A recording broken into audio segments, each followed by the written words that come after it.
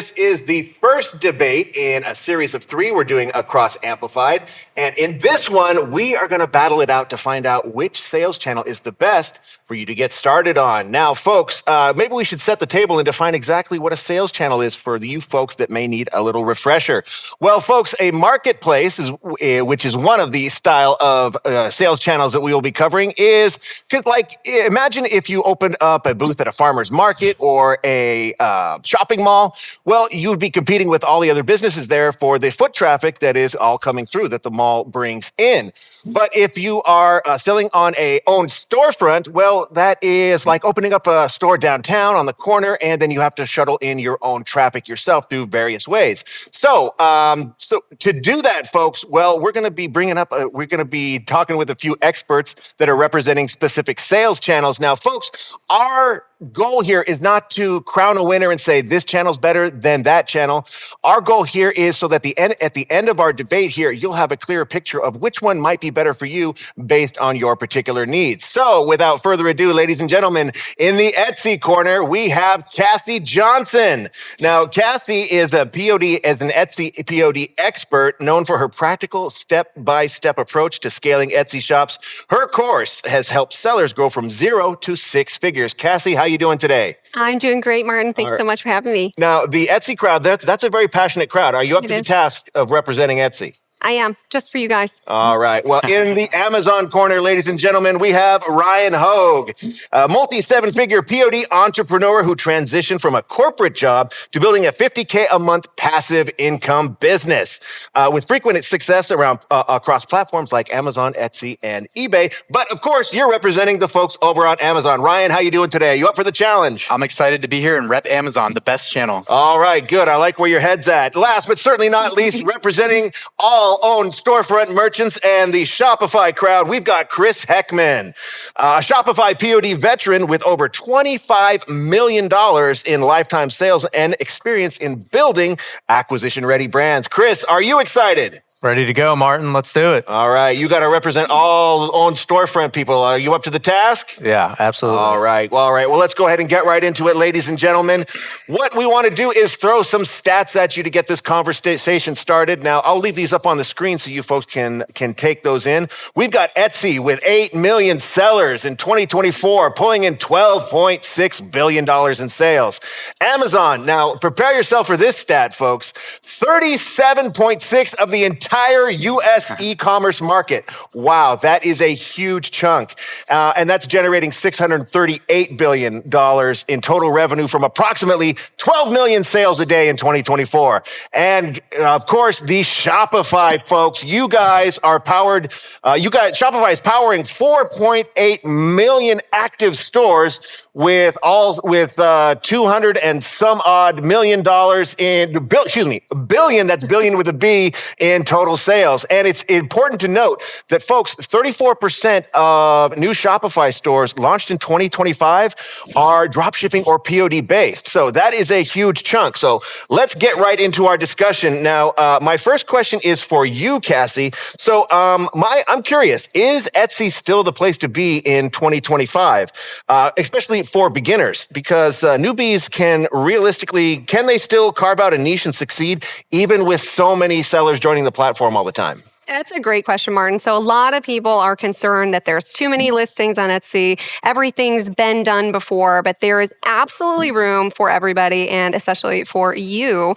Etsy is, I think, the perfect place for beginners to get started. It's low stakes. You can open up a shop in a day, maybe in under an hour. You can get your first listing posted, and you can start learning what works and get your business going without having to really overthink it so much. And as long as you work on adding value to your design, not just copying everything that's out there, there is always room for new trends, new design styles, and your creativity. Exactly. The pie is big enough for everybody, folks. But I'm curious, what's the biggest misconception that people have about Etsy these days?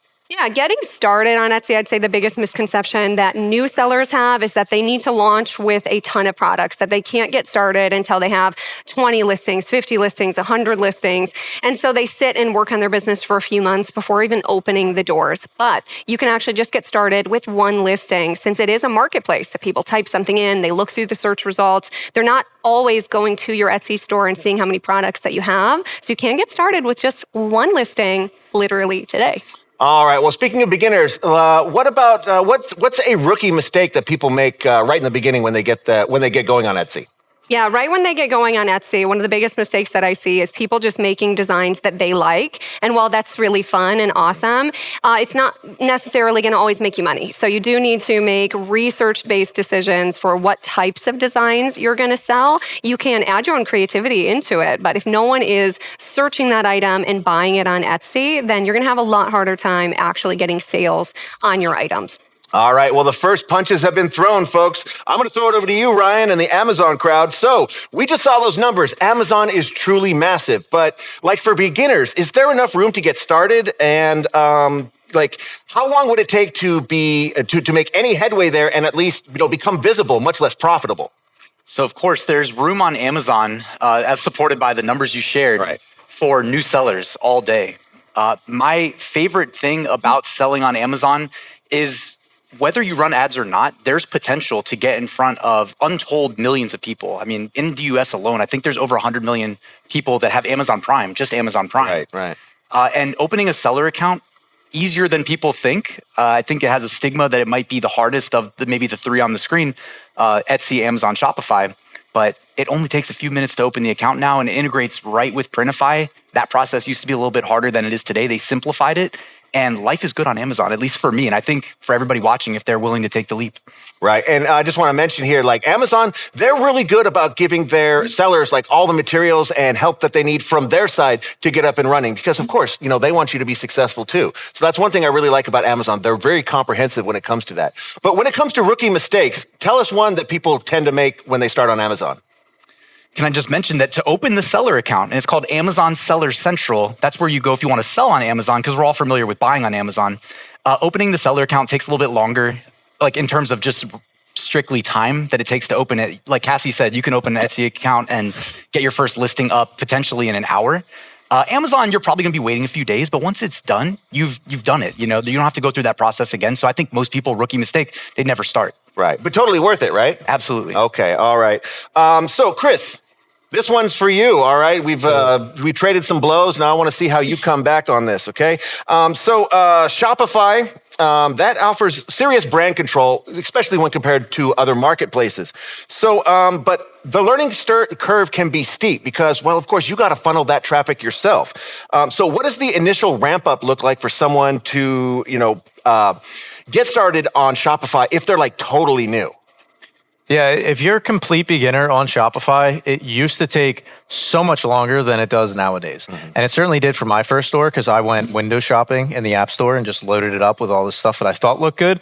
What actually converts is the simplest store that you can possibly imagine. So you get started using the basic Shopify theme. You honestly don't need, we use like 3 or 4 main apps, and it's completely opposite to how most people get started. And then it's actually similar to what Cassiy was saying. We want to make sure that we're designing for where the market is from day one. And when we do that, it's entirely possible to go from 0 to launching your store within a matter of like 1 to 2 weeks.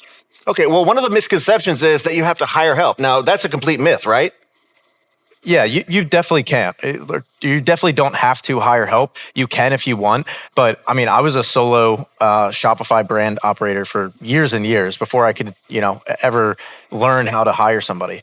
Okay. All right. Well, I'm going to ask you a question. You answer me with one word. We'll go around. I'll give you each a chance to answer. So what's the most important thing a brand new POD seller needs to keep in mind when choosing a sales platform? We'll go with you, Chris. Focus. Reach.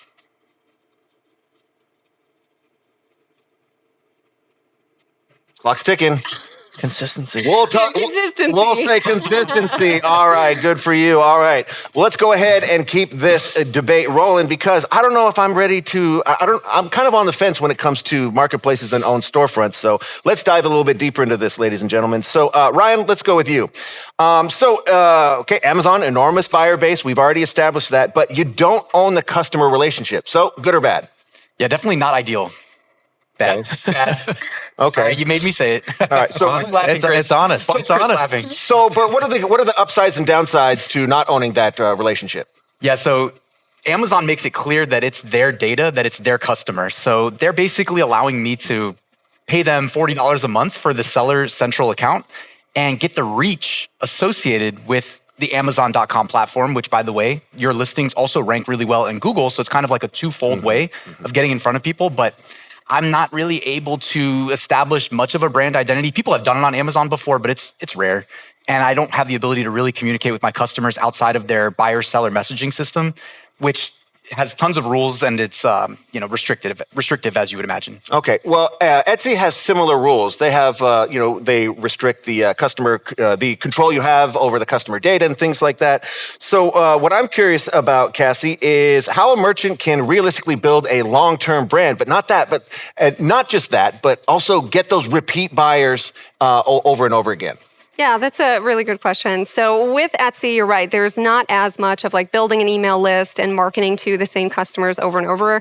More of the game that people play on Etsy is to get lots of sales to a listing so that Etsy will organically push you to people without you having to retarget. You know, if your listings can get to the first couple pages in the search results and is a really great design and great mockups, then people will keep seeing that every time they search for that word. So it's more of an organic method. But there are a few things you can do with Printify, like sending out the branding cards that Printify offers. You can include a little QR code offering a discount on their next purchase. And that can be a really decent way to actually build up some of your customer base and get some extra repeat sales from buyers, especially if they're sending that as a gift to someone else. Then you might get a sale from a different buyer, and then maybe they'll both come back and purchase with you. All right. Well, you get extra points for plugging Printify products, Cassiy. Good for you.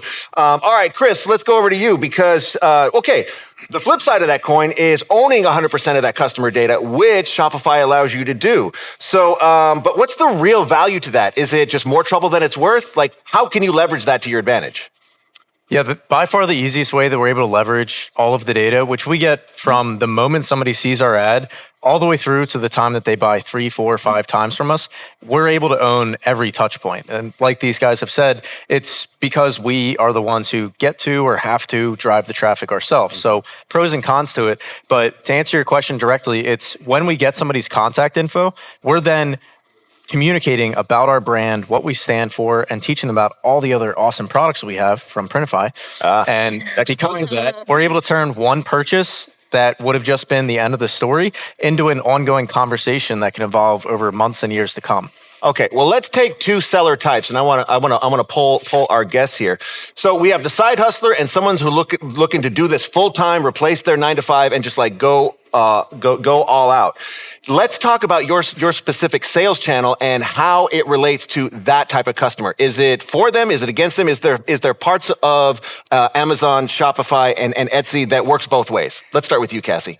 I think Etsy is great if you are a weekend warrior and you just have a couple hours a week to put into your business, or if you want to go all in, spend 30, 40 hours a week on your business. You really have a lot of flexibility to put in as many listings as you want as soon as you open your shop. There's no restrictions there, and making the listings is so simple. So as long as you're making those research-based decisions of seeing what's already selling on Etsy, what people are looking for, then there's a lot of opportunity to grow a shop in whatever amount of time that you have. And you can, grow it slow and then go fast. I think it's really flexible in that way since, Etsy, you just have the one-time setup fee and then the listing fees. You're not necessarily paying monthly until your listings review. All right. How about from the Amazon crowd? All right. One of my favorite things about Amazon is that when you post a product, there's a restriction. Like Cassiy talks about building an Etsy listing out. There's some work involved. Would you agree? A little bit more than just using the defaults when you just publish it from Printify? A little bit. Right? A little bit like add some extra images and stuff like that. Amazon requires... It's a friendly boxing match. Yeah, no, right? It's getting... Amazon requires you to have a white background on the primary image. So it's about as easy as it could possibly be because you don't have the option. If you don't put a white background on your primary first mockup, it gets search suppressed and you're guaranteed to never get any sales, right? So you can just use right out of the box the Printify mockups, which are really nice. Check them out. And you're good to go. So you can't complicate it, even if you want to. You do good SEO, good search engine optimization so that the algorithm understands what you're selling when you publish a brand new listing with 0 sales. As Cassiy alluded to earlier too, like it loves when you make sales. That's how you get boosted in the algorithm, and more eyeballs on your listings means more sales. And it's kind of a flywheel effect. So weekend warriors can totally sell on Amazon because also the fulfillment on the back end is automated using Printify. So you can scale it out from your first sale to your first 1,000 sales and not that much extra effort. All right. Well, you're pulling up neck and neck after that last Printify reference. I got 2 in. Yes. Same question to you. Shopify, Chris. Weekend Warriors. Yes. Shopify, Chris. Weekend Warriors and side hustlers. What does Shopify have for us? Yeah, to me, it really comes down to the outlook that somebody has on the brand that they're building. Like when you picture what you hope this grows into, are you picturing a few weeks or a few months down the road, or are you picturing a year, 2, 3 years down the road? If that's the outlook, then personally, I highly recommend Shopify. Bringing that into today, if you have at least 10 to 20 hours per week, that's when Shopify makes a ton of sense. If you're in like weekend warrior mode or, an hour here and there, I think a marketplace can be a great place to get started. But what I always say, and this applies across the board, is I would much rather work with somebody who has 2 hours a day where they're able to be super focused, just doing one main thing, opposed to somebody who's doing 80 hours a week and they're doing like a dozen different things. So I think that applies across the board, but 15 to 20 hours a week is plenty to get started on Shopify. Okay. All right. So lightning round question, 1-word answer. What fuels real growth over time? Cassiy. Iteration. Ooh, Ryan. Simplicity. Chris. Focus. Ooh, focus. Good one. Good one. All right. Moving right along, folks. Let's talk about discovery. Because what's the point of having a beautiful store filled with beautiful products if nobody knows about it, right? All right. So we all know Etsy SEO is vital. But is an effective keyword and tag strategy enough these days to keep the sales coming? Yeah, great question. So you do need to make sure that you are using the keywords that your customers are searching for. So it is important to understand what people are typing in on Etsy and then purchasing, so you can use those same keywords in your listings. But is that enough, right? So you do need to make sure that there is search volume behind it. So one of my best advices for you is to be looking for things that are like new listings that have a lot of sales. You can use features like, or softwares like Everbee. I know they're one of today's sponsors. Another point for you. To find those listings that are newer and have a lot of sales. You can look for sales badges like sold 17 times in the last 24 hours. If you can find those products that are newer on Etsy and getting a lot of attention, then you can absolutely carve your way into the market and really gain traction on Etsy. All right, let's talk about gaining visibility on Amazon. So pairing Amazon search with ads can boost visibility. We all know that. But is it truly making a difference, or are you just paying more and not getting, are you just raising the cost of like staying in the game? Do they make a difference? Yeah, ads for sure make a difference. Amazon owns the data like we talked about earlier. It's not just the customer touch points, like being able to contact them. It's also every attribute associated with each product listing that you publish. You really don't have a way of knowing if anybody saw it, clicked it, added to cart. You only know if it sells unless you run ads. If you run ads, you get access to at least the advertised data. And they have the ability in the advertising backend of Amazon to enable columns like impressions, which I don't know why it's not usually enabled by default. Impressions are literally just how many people are seeing your ad. And it's a great way of making decisions on like how much money should I put into advertising this listing versus another one that might be performing better. So if I have like a bad performer, I'll turn it off and I'll just redirect the ad spend, the budget, into something that's performing better. Okay, I like it. Okay, let's move over to you, Chris, over there at Shopify. So, your brands have to drive traffic by either paid or organic ads. But what is the secret recipe for success to drive traffic, but not just people that actually want to buy your products? Yeah, definitely. We actually have a great debate on this coming up in a little bit for anybody who's curious about organic versus paid.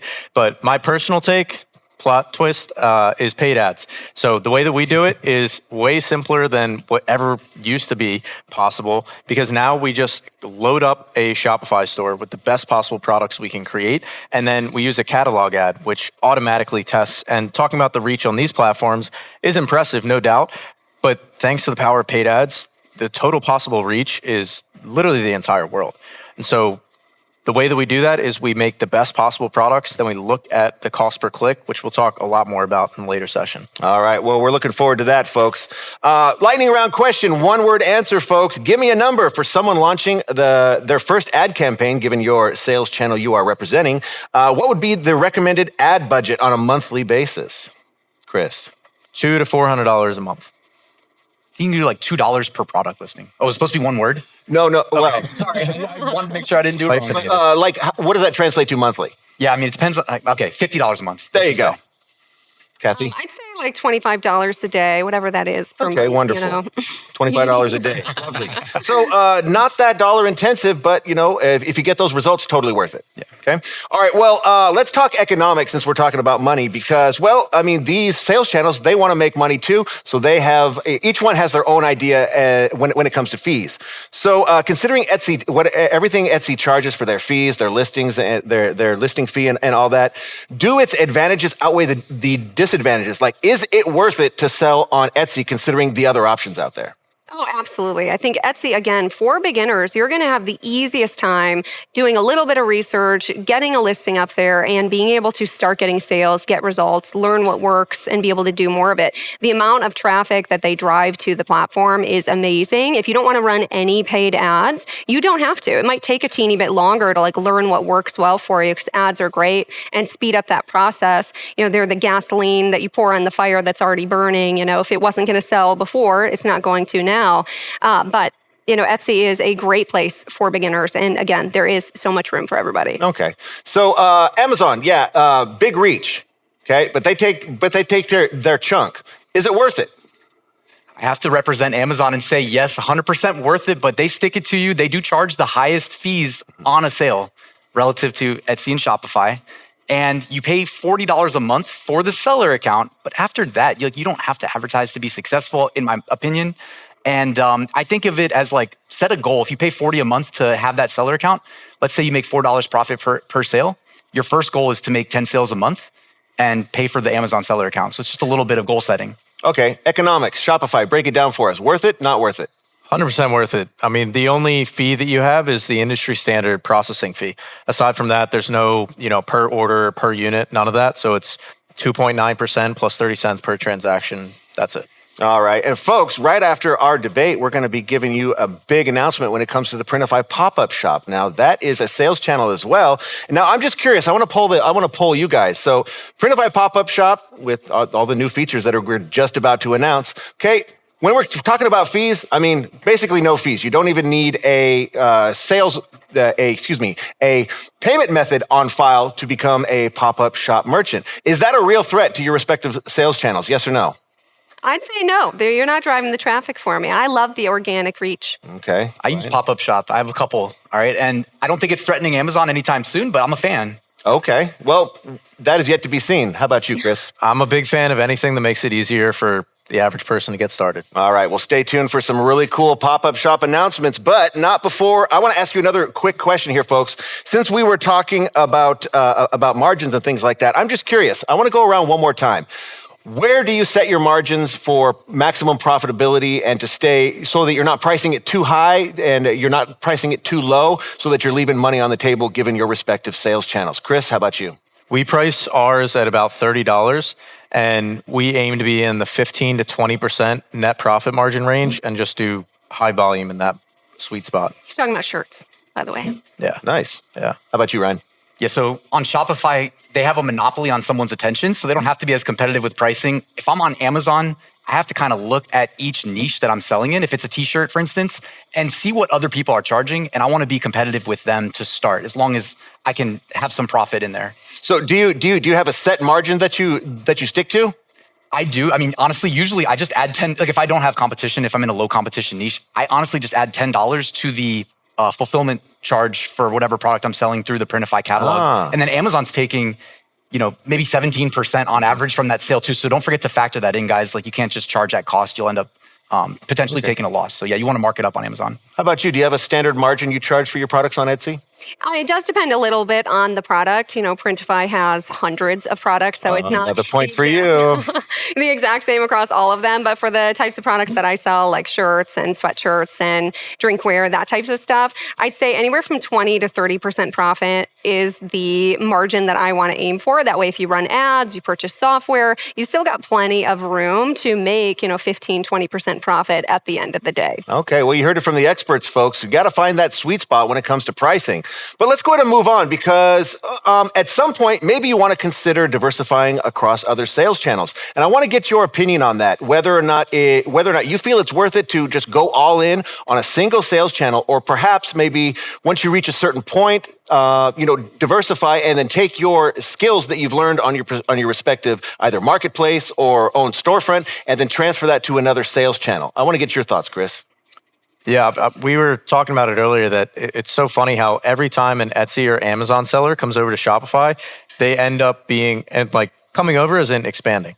They end up being some of the top performing sellers that we ever get to work with because proof is in the pudding. They have a great product catalog, all of that. The time that I recommend expanding to a new sales channel, in my case, I aim to have the brand be at least $1 million in sales before I even consider annually, before I even consider expanding. Because there's so much more opportunity in each individual sales channel. Doesn't matter which one, so much more opportunity than we normally think. And we kind of set a glass ceiling thinking that we've capped out way before we actually have. Okay. Same question to you, Ryan. Yeah, I'm a huge fan of multi-channel, sales. And I was going to plug Printify real quick because they have a tool where once you create a product in Printify, you can easily clone it to your other stores. So like I log into my Printify account, I say, this is my Amazon shop, but I've already got my Etsy shop integrated as well. I can take my Amazon product that's selling and in a few clicks, publish it to my Etsy shop. So I love that they did that. Nice. Good for you. Another point for you, Ryan. Cassiy, the same question to you. Yeah, absolutely. So I do think that, it's fine to sell across multiple platforms eventually, but I do think that if you're a complete beginner, you don't know what you're doing. I don't think any of the three platforms are a bad platform. I think Chris and Ryan are both awesome teachers and they're both great platforms. We've all been really successful on each of them and you can be successful on any of them, just not all of them. And so you just need to pick one and really go all in, give it everything, iterate enough until you can find what works for you, test, make more of that. And then eventually, if you want to branch out and add those same designs to another platform, I think that's a great call. But you do need to have a little bit more experience under your belt because each platform has things you need to learn on each one, and your time's better spent working and doubling down on what's already working for you. Okay, I'm curious. I want to drill down on this a little bit on the Etsy side of things because we've already established that people are passionate about Etsy and it becomes part of their lifestyle in some cases. So I'm just wondering, is there a level where of success on Etsy that's when someone reaches it, that's the point where they should start thinking about another sales channel? If there is that point, where is it? Sure. So I don't think there's any exact point. Obviously, that can look really different for a lot of people. But before moving over to, say, like a Shopify store or something, then I would probably make sure that you have one specific niche or kind of brand idea that's working really well for you. You've doubled down a ton. You have tons of products for that. Since when you start your own standalone store, you probably want one focus to really advertise and focus on. So if you have, a couple hundred listings, you're making thousands of sales from those, I'd say that's probably when you could go there. As far as Amazon, you could get started at any point if you, don't get too much shiny object syndrome, and you could just post the exact same products there, again, using Printify's easy tool. Yeah, so everybody has their point. It depends on who you're following and stuff, or who you're chasing after in terms of a customer and the products you're selling.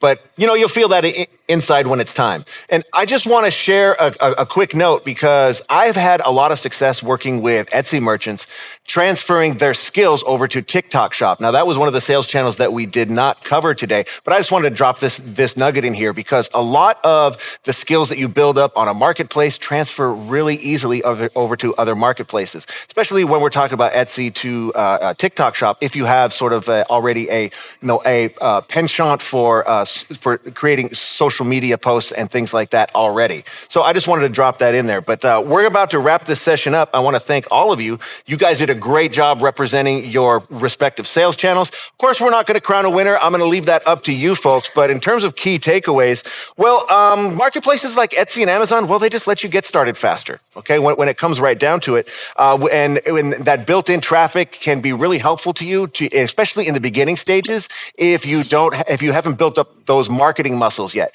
But if you want to head that direction, well, Shopify might be the way to go because, well, with their lower fees and extended brand building opportunities, well, that might be a better long-term option for you. Okay, but as you scale, those fees and costs add up. Make sure you're choosing the right platform for you. And of course, you got to make sure that your customers are on there.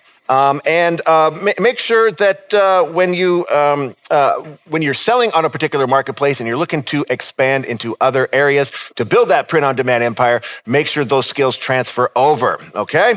All right, folks. Well, we've got a product showcase coming up to reveal some really interesting stuff about Printify Pop-Up Shop. That's coming up right now. I just want to give another thank you to my guests here. So on behalf of Chris and Ryan and Cassiy, thank you so much for joining us for this first of 3 debates. There's plenty more Amplified coming up right now.